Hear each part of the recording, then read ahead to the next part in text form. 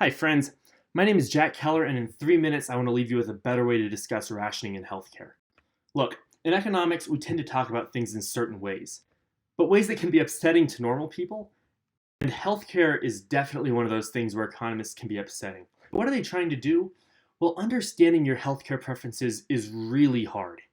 You might think you know what type of healthcare you want for your family, but when it opens up what type of healthcare you want for your nation, or what type of healthcare you want for the poor, the incentive structures and the way the healthcare system functions makes it really difficult to know your preferences in a specific way.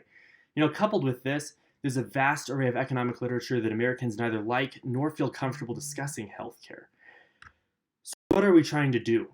Well, economists try to help by taking on these uncomfortable realities with mixed effectiveness, market design, rationing how kidneys get distributed, things like that.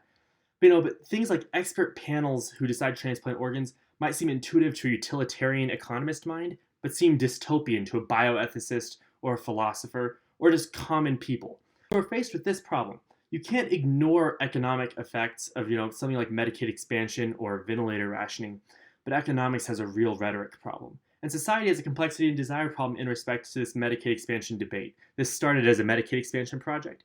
It morphed into a taxonomy project. But my contribution was clarifying that rationing in respect to healthcare is not one effect, but several, with different scopes and scales, and developing this new taxonomy so we can have a more informed, precise, and human discourse. So here's the taxonomy, and what we typically think of as rationing in economics is really microallocative explicit rationing. That's rationing by physicians or by sub-regional entities of things like needles, like ventilators, like drugs, but really we have all these different types of rationing that demand different policy responses.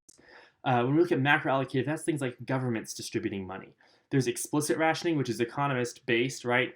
Things that are clearly based on specific principles, but we also have covert rationing, and this comes from bioethics literature, where goods are allocated with secrecy in respect to different norms in respect of a patient-doctor relationship.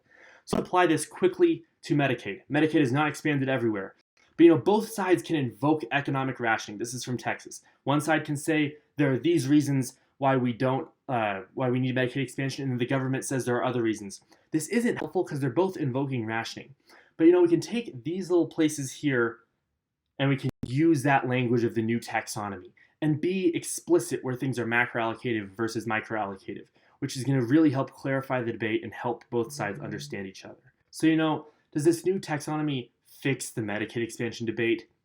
Obviously not. But it takes a problem that was once too big to consider and helps us clearly debate and clarify our discourse. So I thank you for your time, and I hope you're all staying safe.